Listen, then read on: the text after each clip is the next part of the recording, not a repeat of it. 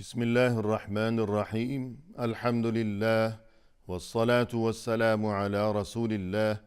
وعلى آله وأصحابه أجمعين، أما بعد. ناظرین کرام، السلام علیکم ورحمۃ اللہ وبرکاتہ۔ مسلمان کے شب و روز کے عنوان سے اس پروگرام کے ہمراہ ہم آپ کی خدمت میں حاضر ہیں۔ آج کی اس ملاقات میں ہمارا موضوع گفتگو ہے دو ناراض مسلمانوں میں صلح کرانا۔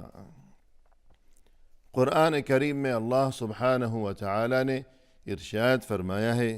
انما المؤمنون اخوة فاصلحوا بین اخویکم واتقوا اللہ لعلکم ترحمون۔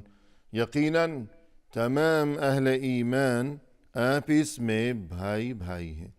لہذا تمہارے دو بھائی اگر ان میں آپس میں کوئی رنجش کا معاملہ ہو، تم ان دونوں بھائیوں میں صلح کرا دیا کرو، اور یہ کہ تم ہمیشہ اللہ سے ڈرتے ہی رہا کرو تاکہ تم پر رحم کیا جائے۔ اس آیت میں اللہ سبحانہ و تعالی کی جانب سے اہل ایمان کو اس حقیقت کی طرف متوجہ کیا گیا ہے کہ تمام اہل ایمان یہ آپس میں بھائی بھائی ہیں۔ یہ ایمانی اخوت، یہ ایمانی بھائی چارہ، یہ ایسا رشتہ ہے کہ جس کی بنیاد دنیا کا اور کوئی بھی رشتہ ہو، ہر رشتے کے مقابلے میں اس ایمانی رشتے کی بنیاد بہت زیادہ مضبوط و مستحکم ہے، کیونکہ ایمانی رشتہ یہ تو کلمہ لا الہ الا اللہ کی بنا پر وجود میں آیا ہے۔ کیا رنگ و نسل کے رشتے یا قومیت کے رشتے یا لسانیت کی بنیاد پر وجود میں آنے والے رشتے،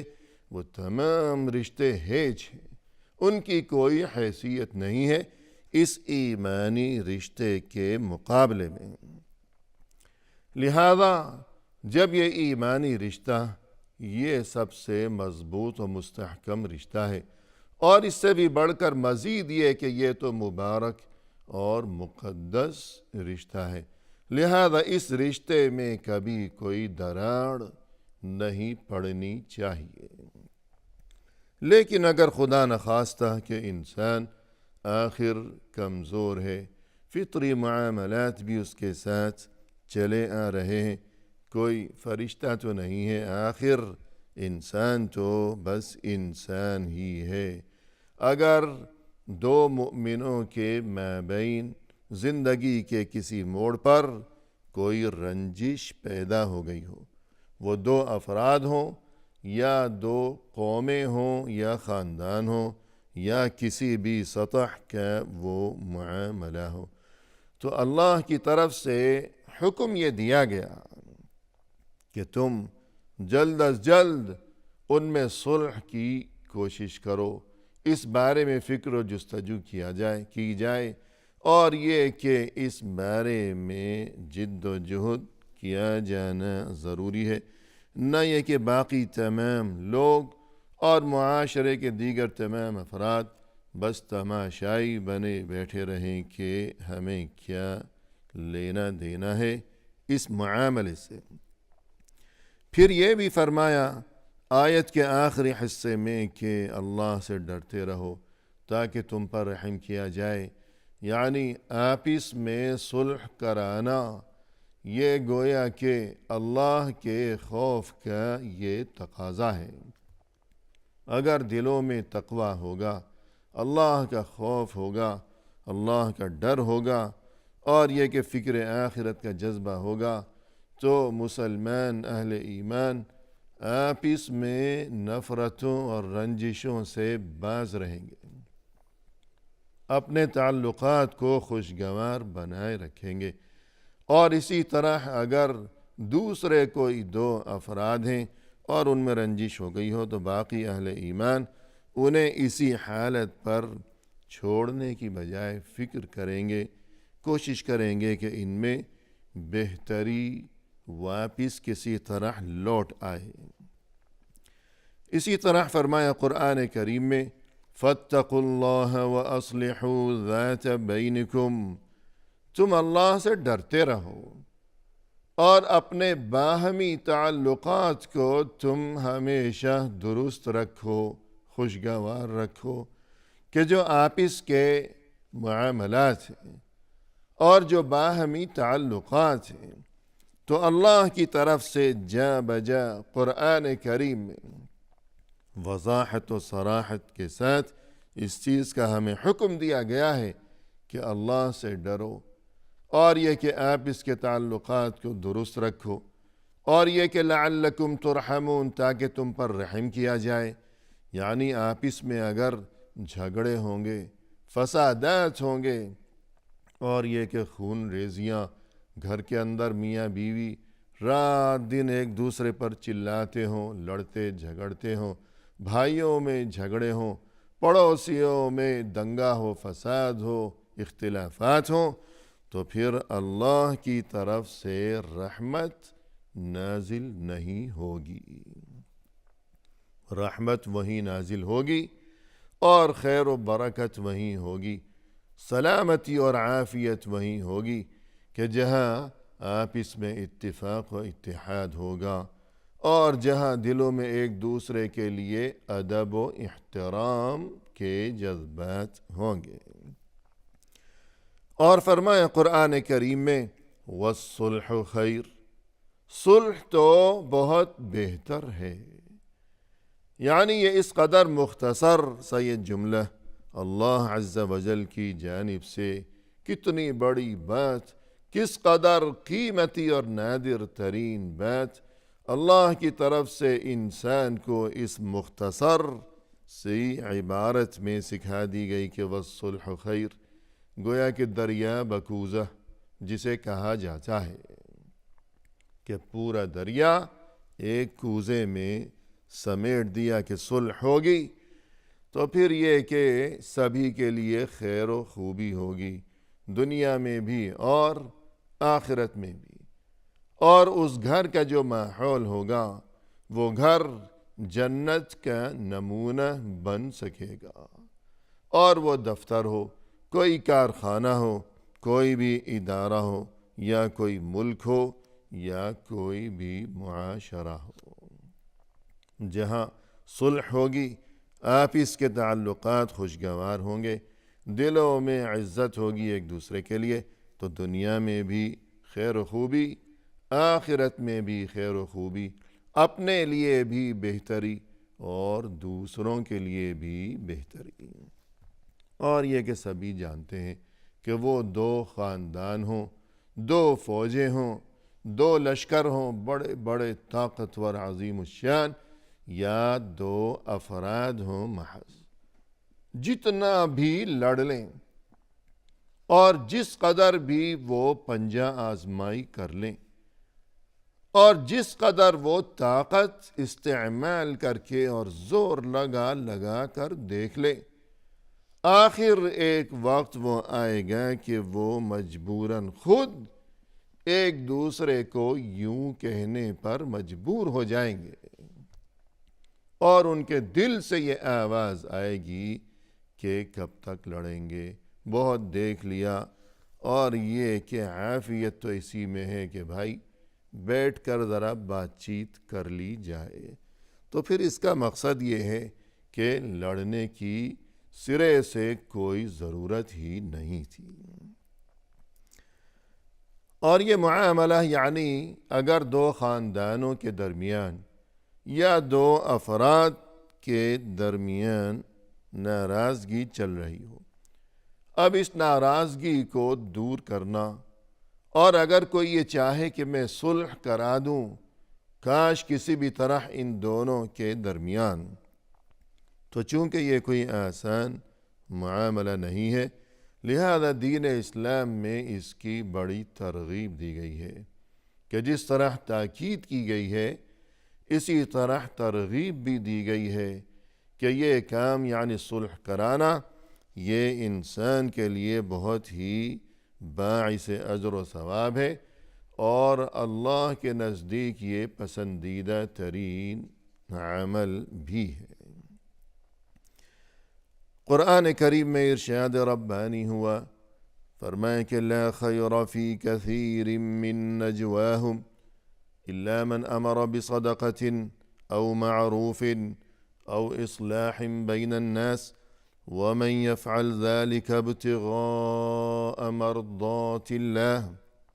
فسوف نؤتیہ اجرا عظیما۔ یہ لوگ جو چھپ چھپ کر سرگوشیاں کیا کرتے ہیں تو اس میں کوئی خیر نہیں ہے۔ یعنی اگر کچھ لوگ دوسروں سے چھپ چھپ کر اور دنیا سے خفیہ طور پر سرگوشی کے انداز میں آپس میں کوئی بات چیت کر رہے ہوں تو اس کا مقصد یقیناً یہی ہوگا کہ وہ کوئی اچھی بات نہیں ہے، کوئی گڑبڑ ہے، وہاں کوئی سازش تیار کی جا رہی ہے کسی کے خلاف۔ اس لیے کہ اگر وہ کوئی درست بات ہوتی، عام کوئی معمول کی بات ہوتی، کوئی اچھی بات ہوتی تو دوسروں سے چھپانے کی نوبت نہ آتی۔ چھپ چھپ کر اگر کچھ لوگ بات کر رہے ہیں تو اس کا مطلب یہ ہے کہ اس میں کوئی خیر نہیں ہے۔ ہاں البتہ یہ کہ الا من امر بصدقۃ، اگر کسی نے کسی کو صدقہ و خیرات کا حکم دیا ہو، یعنی برادری میں، محلے میں، معاشرے میں، قرب و جوار میں کوئی ضرورت مند ہے، محتاج ہے، اور یہ کہ ستر پوشی کی وجہ سے وہ خود کسی کے سامنے اپنی حاجت بیان کرنے سے کتراتا ہے اور ہمارے علم میں یہ بات آئی ہو تو ہمیں چاہیے کہ ہم کسی دوسرے کو بھی یوں خاموشی کے ساتھ اس جانب متوجہ کریں کہ بھائی صاحب وہ جو فلاں ہمارے محلے والے ہیں وہ آج کل بڑی پریشانی اور تنگ دستی سے گزر رہے ہیں، تو کچھ ان کی مدد کے لیے سوچا جائے، کچھ کیا جائے۔ یوں اگر کوئی بات کر رہا ہو، او معروف، یا بھلائی کا حکم دے رہا ہو کہ کسی میں فرض کیجئے کوئی بے راہ روی کا شکار ہے، کوئی خرابی ہے، کوئی انحراف ہے کہ مسجد میں حاضر نہیں ہوتا یا اور کوئی ایسا معاملہ ہے، تو لوگوں کے سامنے، سبھی کے سامنے اگر اسے کوئی نصیحت کرنے اور سمجھانے کھڑا ہو جائے گا تو یہ چیز تو نصیحت اور امر بالمعروف و نہی عن المنکر کہ جو آداب ہمیں سکھائے گئے ہیں دین اسلام میں، تو ان آداب کے خلاف ہے یہ چیز کہ سبھی کے سامنے نصیحت کی جائے۔ جیسے مثال مشہور ہے کہ النصیحہ امام الجماہیر فضیحہ، اگر کوئی کسی کو تمام دنیا کے سامنے نصیحت کرنے کھڑا ہو جائے گا تو یہ نصیحت نہیں ہے، یہ کوئی خیر خواہی نہیں ہے، یہ اچھا کام نہیں کر رہا، یہ تو بہت برا کر رہا ہے کہ یہ تو فضیحت یعنی اس کی رسوائی کا سامان کر رہا ہے۔ لہذا اگر کوئی کسی کو خفیہ اور چھپ کر سرگوشی کے انداز میں کوئی نصیحت کر رہا ہو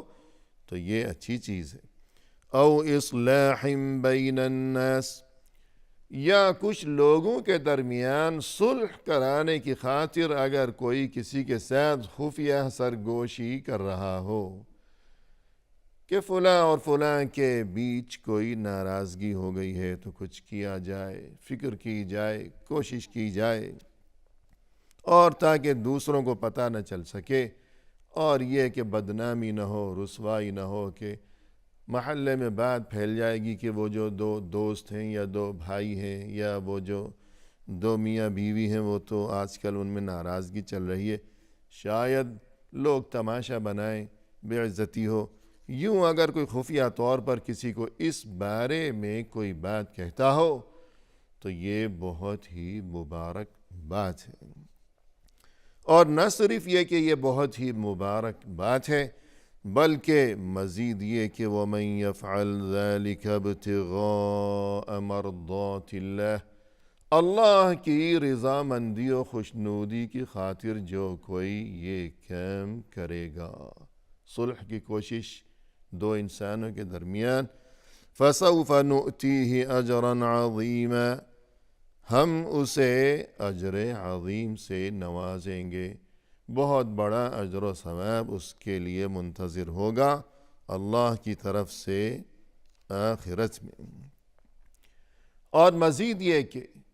چونکہ دو انسانوں کے درمیان وہ دو دوست ہوں، دو ساتھی ہوں، دو بھائی ہوں یا میاں بیوی ہوں، تو چونکہ ان کے درمیان یا کوئی دو خاندان ہوں، یہ صلح کرانا یہ بہت ہی مشکل معاملہ ہے کہ شیطان بہکاتا ہے، ورغلاتا ہے، اور اپنی انا کا مسئلہ اور یہ کہ تکبر اور غرور وغیرہ یہ تمام چیزیں یہ رکاوٹ بن جایا کرتی ہیں۔ لہذا یہی وجہ ہے کہ دین اسلام میں صلح کرانے کے بارے میں بھی اسی قدر زیادہ تاکید کی گئی ہے کہ صلح جتنی مشکل ہے تو پھر تاکید بھی